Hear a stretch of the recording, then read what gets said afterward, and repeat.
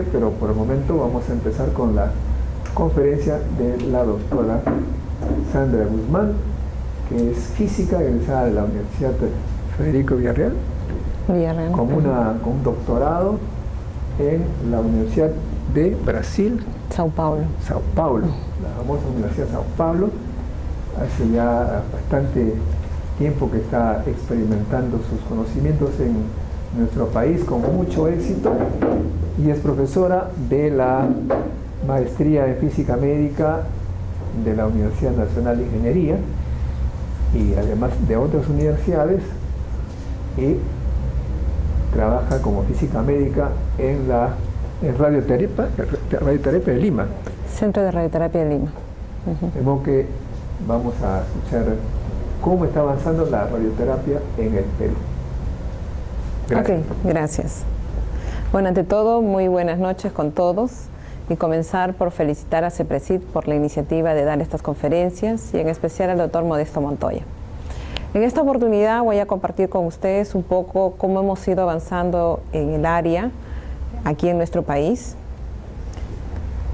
Comenzaré con un poco de la introducción para nosotros poder localizarnos cuál es la necesidad, y en realidad vemos ahí que las personas, el nivel de sobrevida va a ir en aumento, está en aumento, pero al ir en aumento el tiempo de sobrevida de las personas va acompañado también de las enfermedades, ¿no?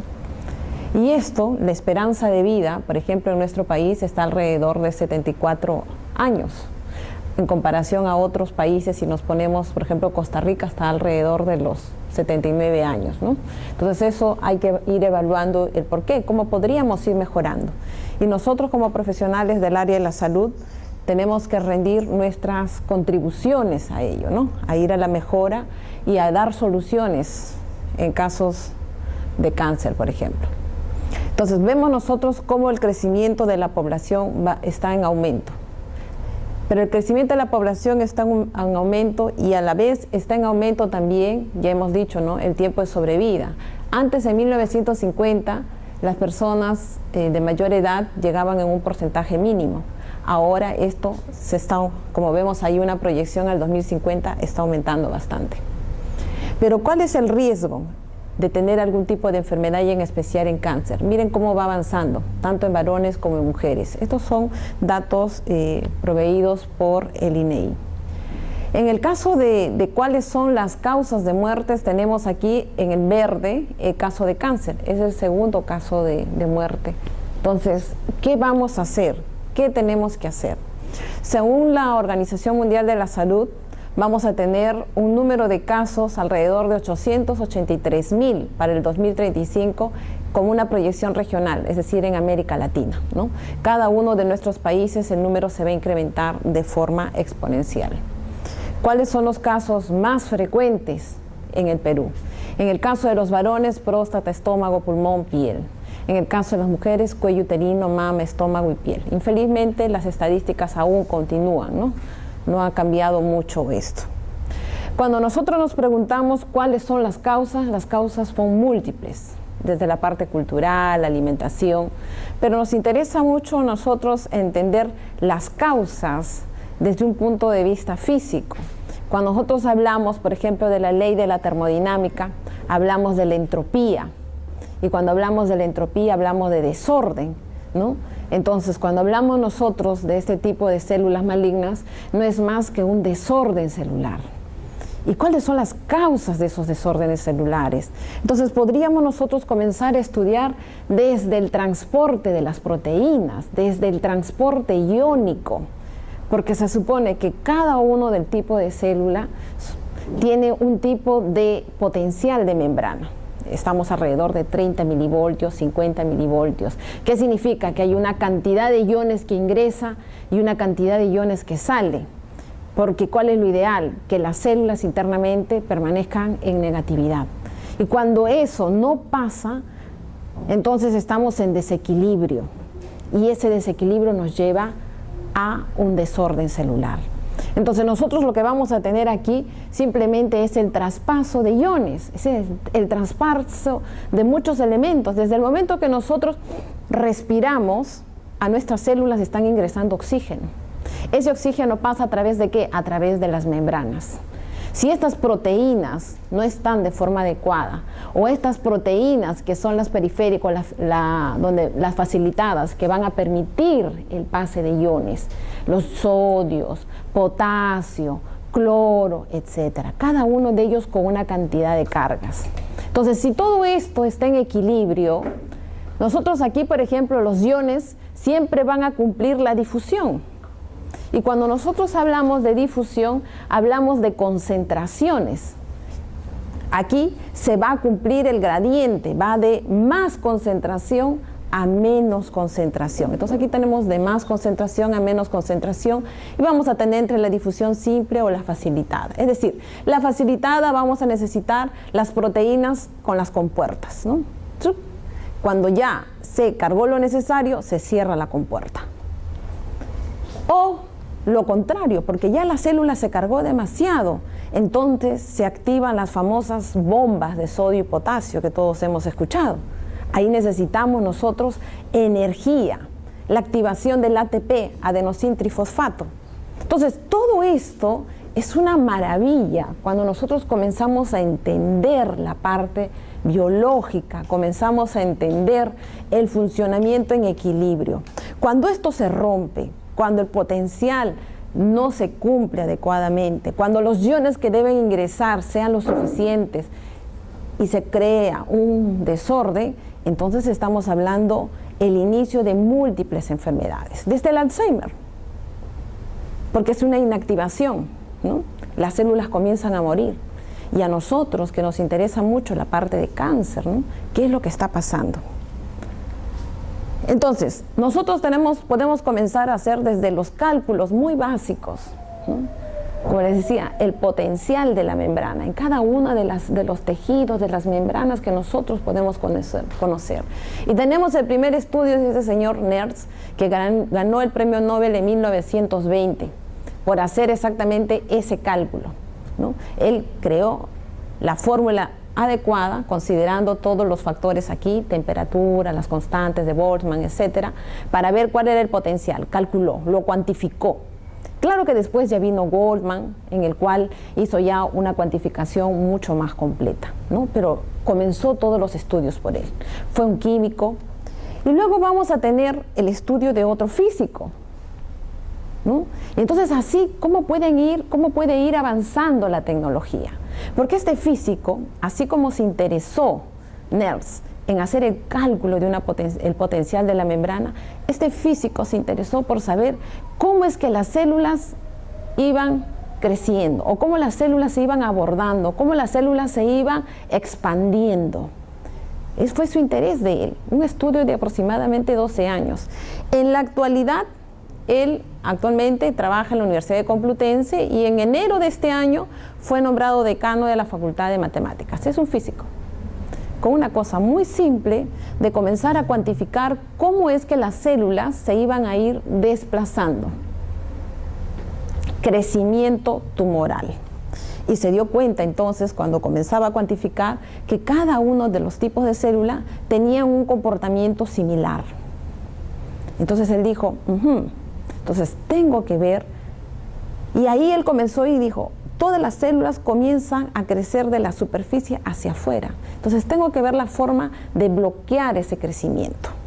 Es así, bueno, comienza sus primeras publicaciones en revistas importantes. Obviamente que todo trabajo experimental tiene que pasar por un comité de ética, primero ser experimentado en animales, después de ser evaluado teóricamente, ¿no? Todo pasó la prueba. Entonces él lo que hacía era fortalecía el sistema inmunológico con los famosos neutrófilos, ¿no? Y él veía que los tumores comenzaban a perder volumen. Entonces es así que él coloca a prueba este tipo de teoría en un paciente con cáncer de hígado y vio que habían buenos resultados, ¿no? Al ver que habían buenos resultados, bueno, también era uno de uno, ¿no? Era pocos resultados. Entonces, yo les muestro por qué. Porque a la vez, como nosotros vamos avanzando en otras áreas, también hay estudios de hacer, ¿no?, el interés de hacer estudios en volúmenes tumorales, como es el caso de este señor. Entonces, aún está, en la actualidad, todavía está en estudio, ¿no? Entonces, ¿cuáles son las causas? ¿Cómo se prolifera el tumor? Son cosas que todavía están en estudio. Pero vamos nosotros ahora, ¿cómo tratamos? Ya han definido, ya tenemos nosotros el problema. ¿Cómo tratarlo? Y una de las formas de tratamiento, según la OPS y la Agencia Internacional, el 70% de los pacientes requiere radioterapia a la actualidad, ¿no? ¿Qué significa cuando hablamos nosotros de radioterapia? Estamos hablando con qué tipo de radiaciones. Radiaciones ionizantes, exactamente. Entonces estamos hablando con, bueno, antiguamente se comenzó a trabajar con radiaciones de bajas energías, en el orden de los kiloelectronvoltios. Hoy estamos en el orden de los megas. Son múltiples los equipos con los que ya trabajamos. Entonces son varias las partículas, los cuales para nosotros es importante entender la física de esas partículas. Es importante entender cómo estas partículas van a perder la energía, porque es esa energía lo que va a ayudar a desactivar las células. Porque desde que entendemos cómo se proliferan las células, ahora hay que ver formas de inactivarlo. Así como Antonio Bru dijo, lo vamos a inactivar con neutrófilos. Hay diferentes formas de inactivarlo, pues nosotros en nuestra área lo inactivamos usando radiaciones ionizantes. Porque una vez que las partículas ingresan al medio, estas van a perder energía, van a entregar energía. ¿Y qué es lo que pasa cuando estos entregan energía? El primer paso va a ser la etapa física, en un tiempo de 10 a la menos 18 segundos. Es como cuando aquí infelizmente tuvimos el accidente, ¿no? en Arequipa, ¿no? ¿Se acuerdan? Habrán escuchado de este técnico que cogió una fuente de cobalto, ¿no? Con la mano, infelizmente. Y cuando se le preguntaron cuánto tiempo había cogido, él dijo 1 a 2 segundos. Imagínense, 1 a 2 segundos comparado con 10 a la menos 18 segundos. ¿Qué es lo primero que va a pasar en esta etapa física? Es la producción de iones. Estamos hablando de la ionización. ¿Cuántos iones? 100.000 ionizaciones en un Gray. Imagínense la cantidad de iones. Pero ¿y qué significan estos iones? Pues son estos iones los que van a provocar la producción de los radicales libres. Porque nosotros estamos compuestos de elementos, ya habíamos dicho inicialmente de los iones, estamos el potasio, el sodio, el cloro, etcétera, el oxígeno, el agua. Entonces se hace otra vez parte de desorden. Y entonces nosotros vamos a aprovechar esta ionización, ¿para qué? Para inactivar las células. Claro, obviamente tiene que ser bien cuantificado, ¿no? He hecho unas calibraciones adecuadas. Pasa esto a un tiempo de 10 a la menos 15 y se produce la radiólisis del agua, producción de los radicales libres, ¿no? Ahí donde se producen los peróxidos y son estos los que van a desencadenar, ¿no? Todos los efectos secundarios. Y luego ya vamos a tener los efectos biológicos, ¿no? Donde enrojecimiento va a depender mucho de qué, del nivel de dosis que recibe el paciente, ¿no? O cualquier persona expuesta, si es en cuestiones de segundos, minutos, distancia, todo lo que nosotros sabemos en cuanto a protección radiológica. Porque para nosotros es importante la cantidad de energía que va a depositar estas partículas por unidad de recorrido. Porque si nosotros queremos tratar algo superficial o algo a profundidad, tenemos que escoger las partículas adecuadas. ¿Con qué intención? De inactivar las células malignas, pero preservar las benignas. Ese es el objetivo principal de la radioterapia. Pues cuando hablamos de radioterapia, diremos que esta comenzó desde el descubrimiento de los rayos X, en 1898, ¿no? Ya todos conocemos la mano de la esposa de Röntgen, y comenzaron ahí a darse más adelante las aplicaciones. Desde el descubrimiento de los esposos Curie, ¿no? Del radio, comenzaron las primeras aplicaciones de radioterapia. Claro, en ese entonces no se manejaban mucho los protocolos, los inmovilizadores, ¿no? Hoy ya todo eso ya ha ido mejorando. Comenzamos inicialmente con los ortovoltajes, es decir, en el orden de los kilovoltios. Luego en 1970 ya comenzamos a trabajar en 2 dimensiones. En el 1980 3D, luego intensidad modulada, IGRT, radiocirugía, BIMAT, tomoterapia, CyberKnife, prototerapia, etc. Entonces la radioterapia está evolucionando cada día. Hoy hablaremos de radioterapia moderna y de acá a 2 años ya cambió muchas cosas, ¿no? Para mejora de los pacientes, ¿no? Cuando nosotros hablábamos de radioterapia en 2 dimensiones, muchas veces tratábamos a los pacientes con 2 campos. En 2 campos en laterales, por ejemplo, en este tipo de lesiones. E irradiábamos el tumor, claro que sí, pero también irradiábamos zona benigna, ¿no? Los efectos secundarios del paciente eran mayor. Luego se comenzó ya a trabajar con conformacionales o 3D, entonces ya íbamos minimizando, ya se irradiaban menos. Se irradiaba, pero se irradiaban mucho menos los órganos que son sensibles a la radiación. O ya después con intensidad modulada cada vez íbamos ajustando mucho más los márgenes, ¿no? Por ejemplo, en el caso de mama, ¿no? Cuando nosotros trabajamos en 2D, nosotros podíamos crear algunos puntos calientes. Y si es la mama izquierda, estábamos irradiando, ¿qué? Pulmones, corazón, ¿no? Y todavía, en muchos de los casos, todavía se trata en 2 dimensiones, ¿no? Entonces, aquí, por ejemplo, de un estudio que hicieron, la dosis en la parte cardíaca, cómo esta se va disminuyendo conforme vamos nosotros adquiriendo o adaptando nuevas tecnologías. ¿Quién gana? El paciente, ¿no? Y esa es la idea, ¿no? Porque nosotros tenemos que considerar a la vez que los órganos se van a mover, ¿no? Y todo eso tiene que estar involucrado. Entonces, hoy, en nuestro medio, ya estamos trabajando con tecnologías de BIMAT, tanto en la parte pública como en la parte privada, ¿no? Esto nos permite tratar o aplicar nuevos protocolos, aumentar las dosis. ¿Para qué? Para poder tener un mayor control de las células tumorales. Estamos trabajando en la parte de intraoperatoria, por ejemplo, ¿no? Sobre todo para cáncer de mama, ¿no? El médico retira el tumor, está ahí el radioterapeuta con el físico médico y colocan ahí, en este caso, el equipo o puede ser el equipo de lo que le llamamos nosotros la braquiterapia electrónica, ¿no? Y se da in situ ya el tratamiento. ¿Qué se gana aquí? Primero, como es de bajas energías, no se irradia mucho a los alrededores. Segundo, que los pacientes ya no necesitan ir al tratamiento durante 40 sesiones aproximadamente. En una sola sesión, ¿no? Se le da este tipo de tratamiento. Una de las técnicas especiales es radiocirugía. ¿Qué cosa es radiocirugía? Tratamiento en una sola sesión de lo que deberíamos dar al paciente durante 30, 40 sesiones, dependiendo del protocolo. En una sola sesión le damos toda la dosis, pero con la limitación de que tiene que ser tumores menores de 4 centímetros.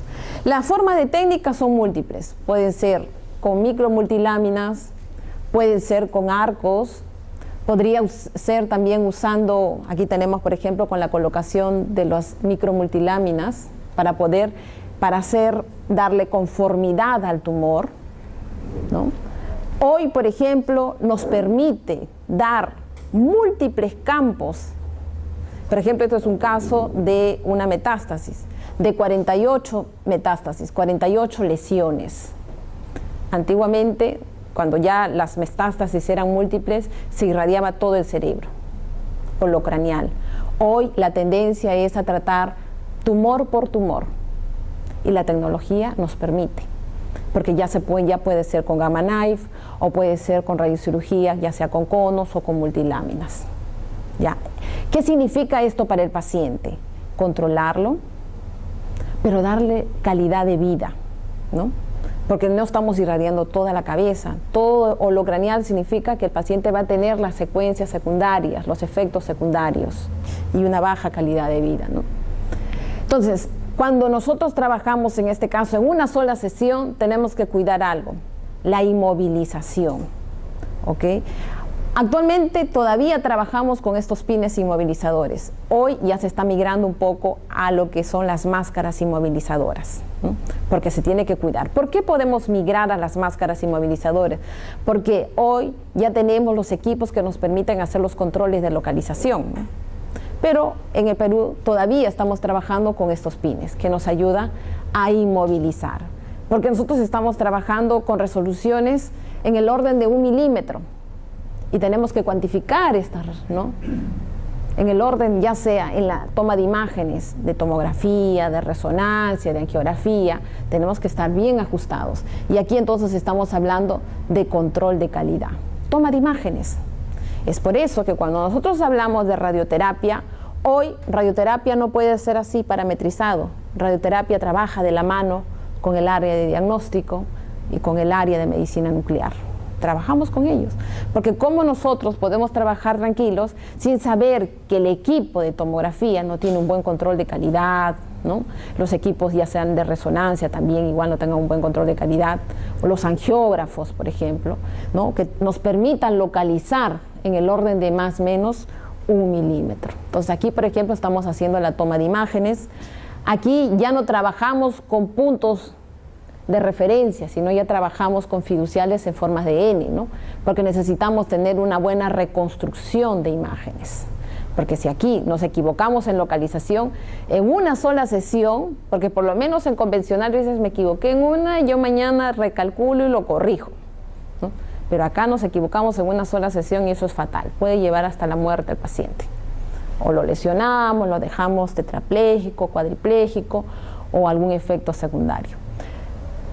El avance en imágenes nos ha permitido bastante definir las localizaciones, porque vamos a trabajar mucho con fusiones de imágenes, tomografía, resonancia, PET-CT, angiografía, hasta las ecografías también nos ayudan a definir las imágenes.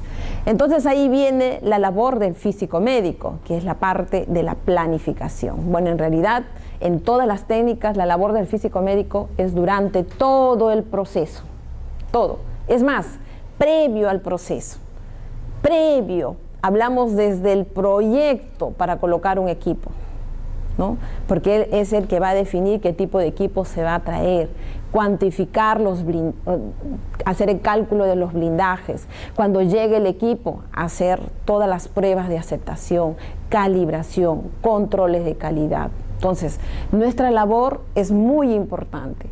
Aquí ya tenemos la definición de la dosis, pero para definir las dosis va a depender mucho del tipo de lesión, del volumen de la lesión y sobre todo también considerar los límites de dosis.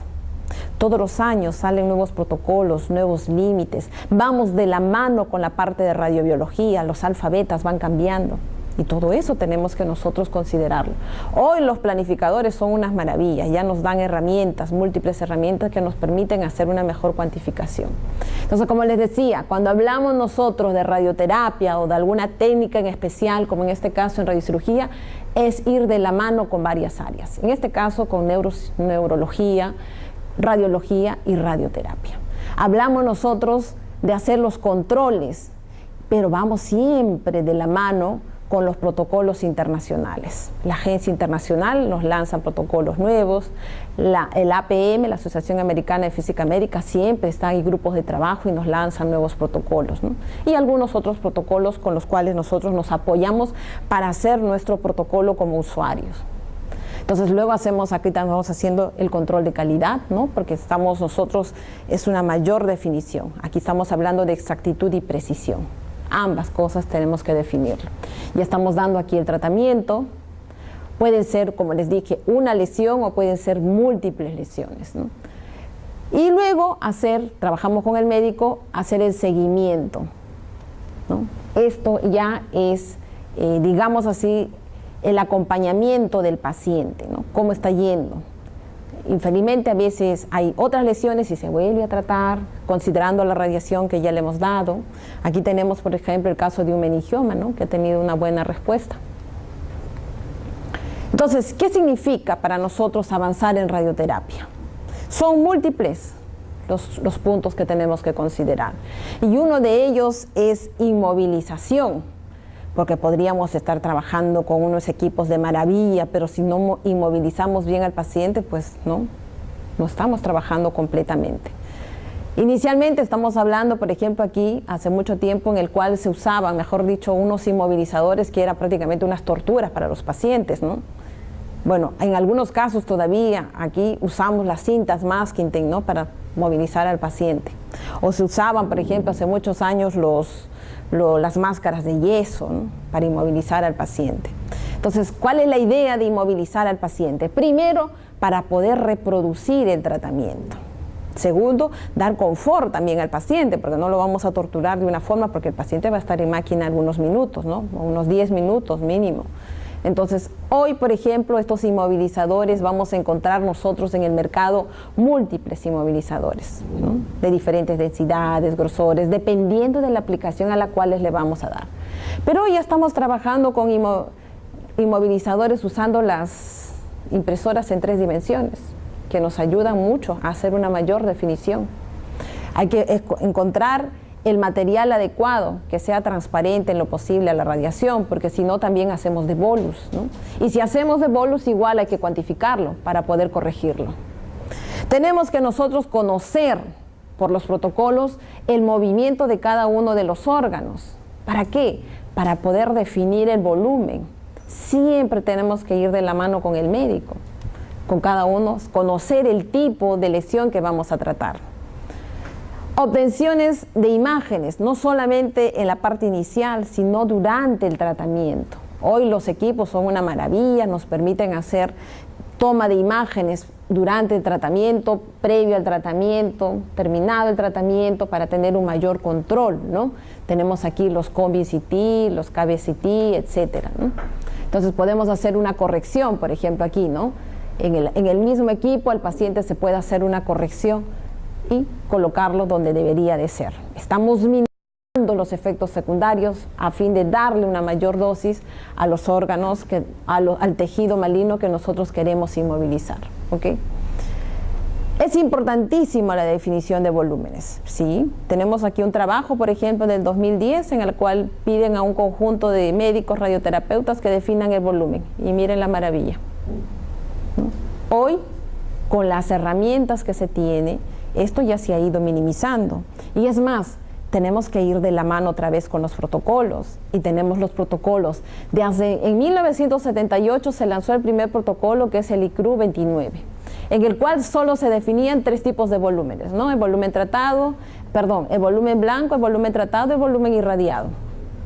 Pasaron los años, ya en 1993 en el ICRU 50 ya nos definían más volúmenes, ¿no? El volumen, el GTB, ¿no?, el gross, el CTB, el clínico, el de planificación, volumen tratado, volumen irradiado, y ya hablaban del órgano de riesgo, ¿no? Ya después salió en 1999 el ICRU 62, que era un complemento del ICRU 50, en el cual ya era un poco más real, porque entonces acá nos decían el órgano de riesgo, pero el órgano de riesgo estaba estático. Y eso es fuera de la realidad. Los órganos de riesgo también tienen un movimiento, y eso fue considerado por el ICRU 62. Nos decían, el órgano de riesgo también tiene un movimiento, que hay que considerarlo en el momento en que ustedes hacen el cálculo. Entonces ya teníamos aquí a la vez, ya se separaba, porque aquí nos decían, entre el CTB y el PTB debe haber un margen, pero en ese margen estaba todo involucrado. Margen por movimiento propio del paciente, movimiento involuntario de los órganos y movimiento del sistema, porque puede ser que el equipo tenga un cierto movimiento, la mesa no está bien trabada, o el equipo mismo, el gantry, el giro, tiene un cierto, ¿no? Entonces todo eso tenía que estar asociado acá. Acá ya se ha ido separando la parte técnica de la parte fisiológica, digamos. Luego ya en el 2010 lanzaron el ICRU 83. Esto ya es más usado para casos de IMRT y de BIMAT, ¿no? Entonces, ellos nos llevan de la mano, primero, definición de coordenadas. Que las coordenadas que nosotros usamos en la obtención de imágenes en tomografía sean las mismas coordenadas en los equipos de tratamiento. La definición de volúmenes, la forma y hasta los colores de las isodosis, ellos nos dan las recomendaciones, nos llevan de la mano. Entonces simplemente tenemos que adoptarlo y adaptarlo, ¿no? ¿Qué es importantísimo? La dosimetría. Cuando nosotros hablamos de radiocirugía, hablamos de campos pequeños, campos menores de 4 centímetros.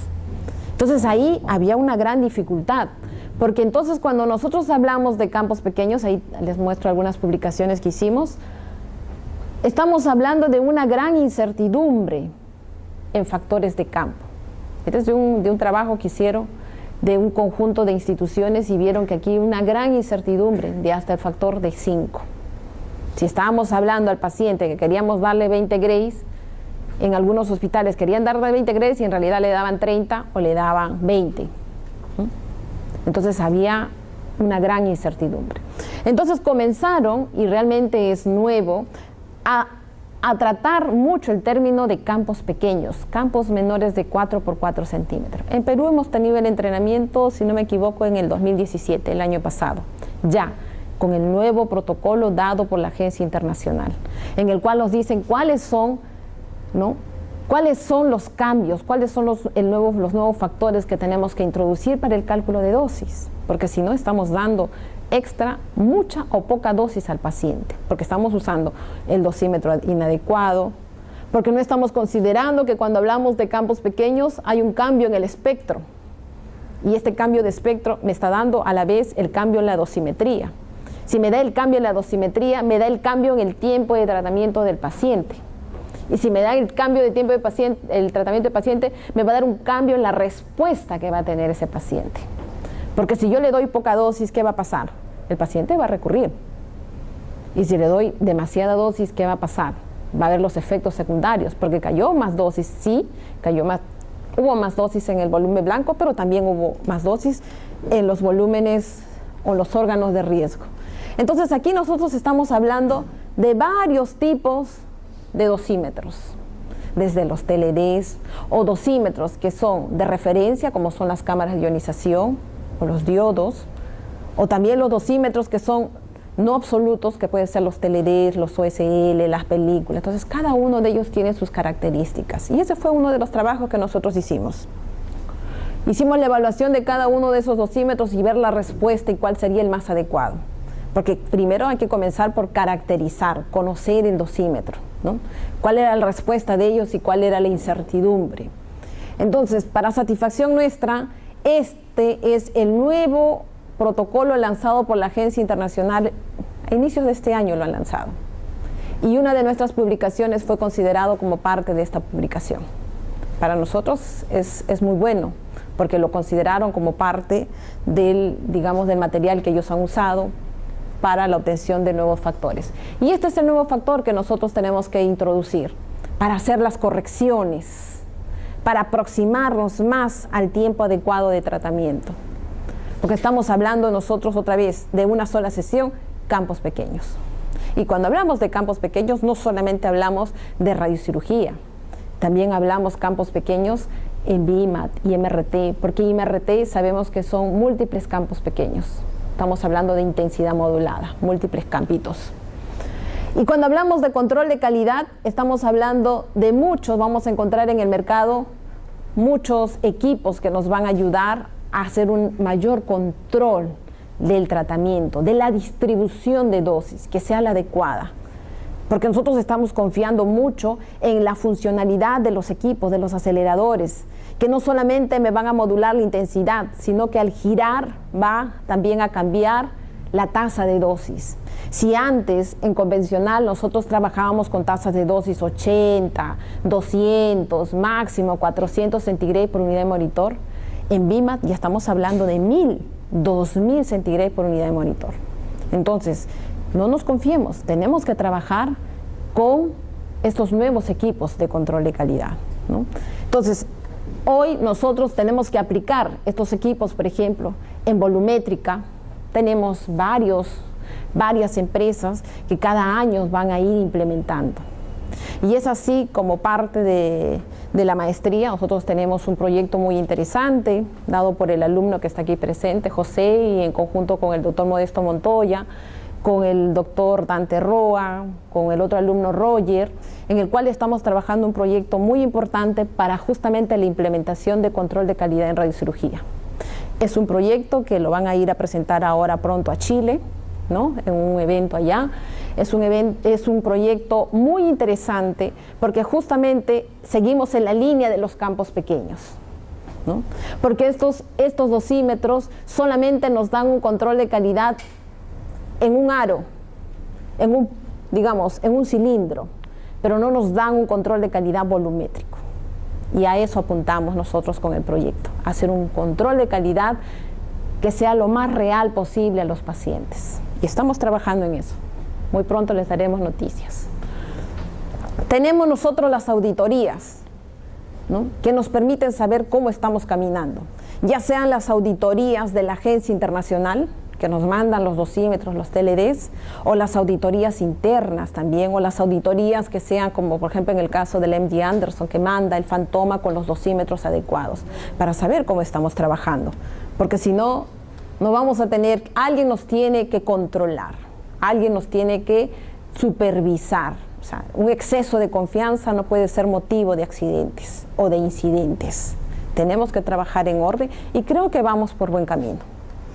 Hoy la obtención de imágenes nos ayuda mucho a la definición, al cambio de protocolo, al cambio de la mentalidad de un trabajo en equipo, en el cual trabaja el médico radioterapeuta en conjunto con el físico médico y complementándonos con el tecnólogo médico, ¿no? Cada uno con su función de una forma definida. Es la única forma de avanzar. Y como decía, hace 10 años en Perú ha habido un gran cambio y estamos en compra de equipos, ¿no? Se está descentralizando. Hoy ya tenemos equipos en Cusco, en Trujillo, hay proyectos de compra de nuevos equipos. Salud también está adquiriendo equipos. Huancayo acaba de adquirir equipos también, 2 equipos si no me equivoco. Entonces estamos avanzando, ¿ok? Gracias, les agradezco. Si tuvieran alguna pregunta.